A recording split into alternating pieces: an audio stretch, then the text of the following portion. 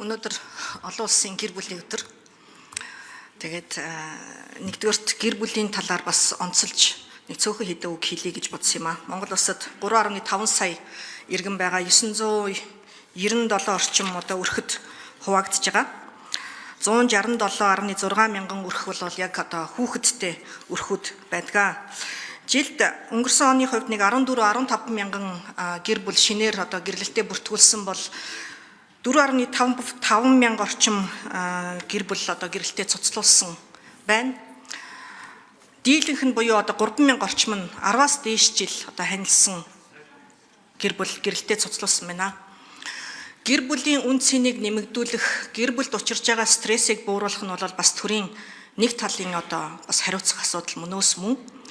За гэр бүлийн тогтвортой байдлыг нөгөө талдаа бас яг хөшүүрэг болгох үүднээс хамтын тэтгэврийн асуудлыг нийгмийн даатгалын тухай хуулиар бас оруулсан 24 оны 1 сарын 1-ээс хэрэгжиж байгаа. Гэр бүлийн тухай хуулийн 7-гийн 1 зааснаар гэрлэлтэд бүртгүүлсэн. За 20-оос дээш жил одоо хамт амьдарсан бол 2 өндөр насны тэтгэвэр авагчийн аль нэг нь одоо тэнгэрт дэвшсэн тохиолдолд үлдэж байгаа хүн нь тухайн одоо бурхны оронд дэвшсэн хүнийхээ тэтгэврийн одоо 20%-ийг өөрийнхөө тэтгэвэр дээр одоо нэмэлтээр авах юм хуулийн зохицуулалт хэрэгжиж байгаа 24 оны 1 сарын 1-ээс. Тэгэхээр яг бас нэг талдаа нийгмийн даатгалч гэсэн өөрөө нэг талдаа одоо бас гэр бүлийн харилцаа болон одоо энэ хамтын тэтгэврийн асуудлыг бол дэвшүүлсэн нь өөрөө бас сайн юм а гэж. За нэгэнтээ одоо үүнийг бол бас хүмүүс мэдээсээ энэ хуулийн хэрэгжилтийг улсын хурлын гишүүд бас сурталчлах ёстой учраас энийг хэлж байна.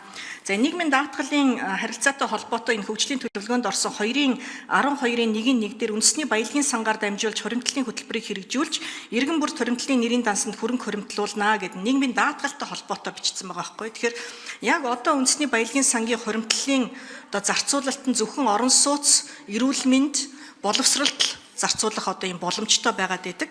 Гэтэл эдгээрт одоо зарцуулах шаардлагагүй, эдгээр харилцаа нь одоо хангагдсан байгаа иргэдийн хувьд яах вэ гэдэг ийм том асуулт үлдэж байгаа. Тэгэхээр үндэсний баялагын сангийн тухай хуулийн 10 дугаар зүйлийн 14-ийн 1 дээр тэтгэврийн насанд хүрсэн иргэн хуримтлалын нэрийн дансанд дах мөнгөн хөрөнгөө нэг удаа нийт дүнгээр нь бэлнээр нь авч болно тэтгэврийн насандаа хүрэхлээрээ.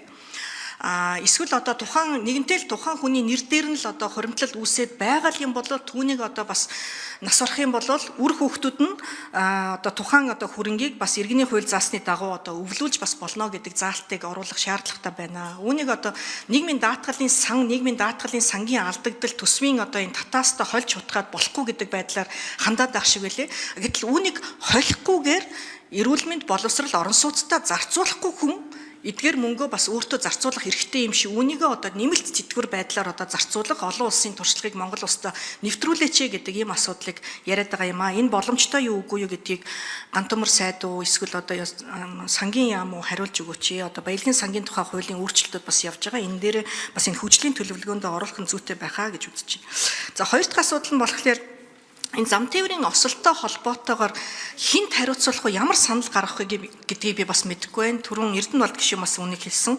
Зам тээврийн осолд жилдээ 25 мянган орчим хүн одоо зам тээврийн осолд өртөж эрүүл мэндийн байгууллагт хандаж байгаа. За үүнээс 5 мянга нь бол хүүхэд, за 51 хүүхэд бол зам тээврийн ослын улмаас нас барсан. Тэгэхээр үүнийг хэн хариуцаж хийх вэ? Осол нь хууль зүйн яам цагдаагийн газар бүртгэгдээд зам тээврийн яамд байгаад идэг. Жолооны одоо энэ үнэмлэх курстэй холбоотой харилцаанд боловсролын яамд байгаад байдаг. Салбар дунд нь орхигдоод Улсын хурлын гишүүн Арын Зэ гишүүний асуултанд хариулъя. Гэр бүл хөдөлмөр нийгмийн хамгааллын төрийн нэрийн бичгийн дарга мөнхцөл. За хуримтлалын сангийн асуудлыг гэр бүл хөдөлмөр нийгмийн хамгааллын сайдын эрхлэх хүрээний асуудалд хуулиар зохицуулж өгсөн.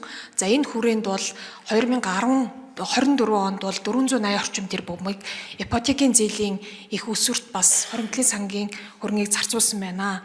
За 2030 оноос эхлээд хуулиар эрүүл мэнд боловсрол бусад асуудал 3 зүйл зарцуулах бол эрх зүйн орчин нээлттэй байгаа. Энэ хүртэл бол зарцуулалт зөвхөн иргэнд хуримтлал байдлаар очихоор зохицуулагдсан.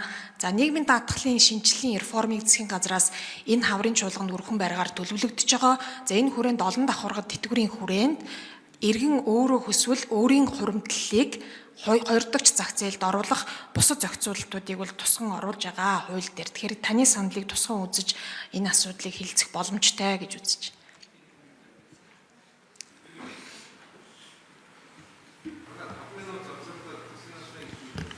За мөн түүнчлэн зам тайврын осолд өртсөн асуудлаар хүүхдийг одоо эндэгдэл нэмэгдсэн. За мөн түүнчлэн гэмтэргийн улмаас хохирж байгаа хүүхдийн тоо нэмэгдэж байгаа. Энд салбар дундын зохицуулалтууд дутагдж байгаа учраас яамдын төрийн нарийн бичгийн дараагаар ахлуулсан ажлын хэсэг өнгөрсөн 7 хоногоос байгуулагдаж хүүхдийн эрх хамгааллын асуудлаар одоо бодиттой ажил хийхээр ажиллаж байна. За өнөөдөр гэр бүлийн өдөр болж байгаатай холбогдуулаад за мөн манай яамнаас гэр бүлийн одоо сайн сайхан байдлыг нэмэгдүүлэх, гэр бүл цуцлтыг бууруулах чиглэлээр шүүхийн ерөнхий зөвлөлтөд хамтарч за сэтгэл зүйчдийг ажилуулахаар бас энэ оноос ажиллаж байна.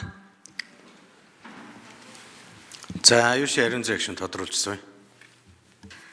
За хөрхийн манай мөнхцөл төрийн нарийн бичгийн дарга тэгэл уулзаал хариулж гин. Гэтэл Гантамар сайдаа хүний хөгжлийн асуудал эдийн засаг хөгжлийн яамны бас эрхлэх хүрээнд хуулиар одоо бас орцсон байгаа. Тэгэхээр одоо энэ хүүхдийн эндэгдэл хөгжил асуудлууд бол бас танаа яамд хамаарж байгаа учраас шадар сайдын хувьд, тэргуун шадар сайдын хувьд та бас энэ асуудалд анхаарч өгөөсэй гэж би нэг талдаа хүсэж байна. Хоёр дахь нь бол тэр зам тайврын осолж гэлтгүү.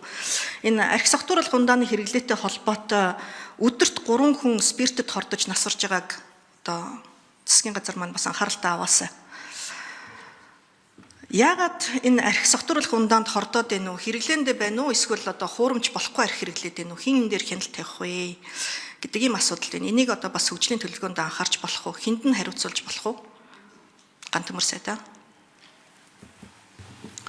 За Гантамар сайд хариулт өгье.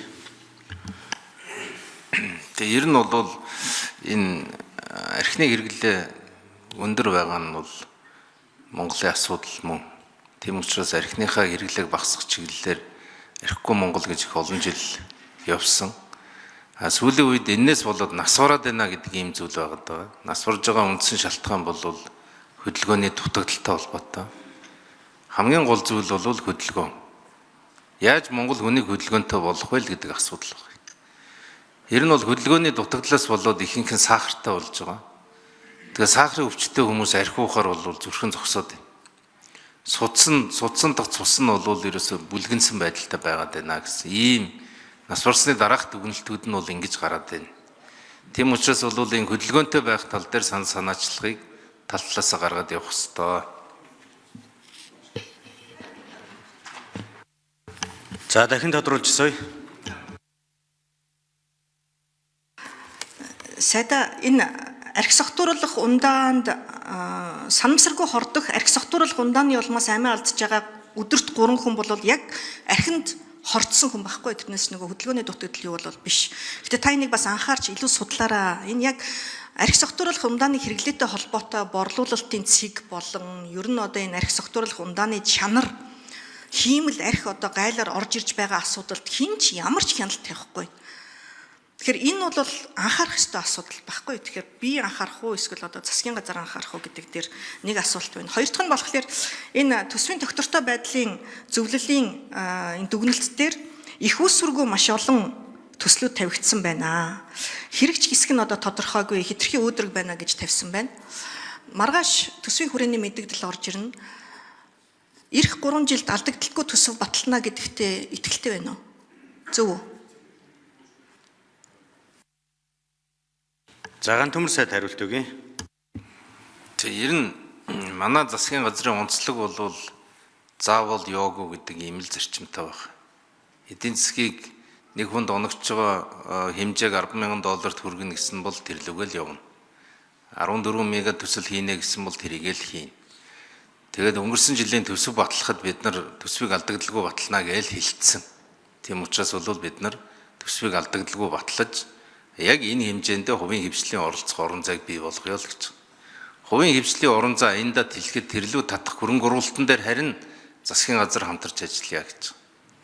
Ингэснээрээ бол бид нар алдагдaltaгүй төсөвтэй төсвийн зардлаар одоо эдийн засгаа тэтгэх энэ хэрэгсэл дээр дутуу байна гэж харж байгаа бол үлдсэн нь бол хөрөнгө оруулалт татах, хөрөнгө оруулалтыг урамшуулах, хөрөнгө оруулалтыг дэмжих гэдэг энэ зүйл дээр бол нэлээд ач холбогдол өгж ажиллана. Тэгэхээр тэр хөрөнгө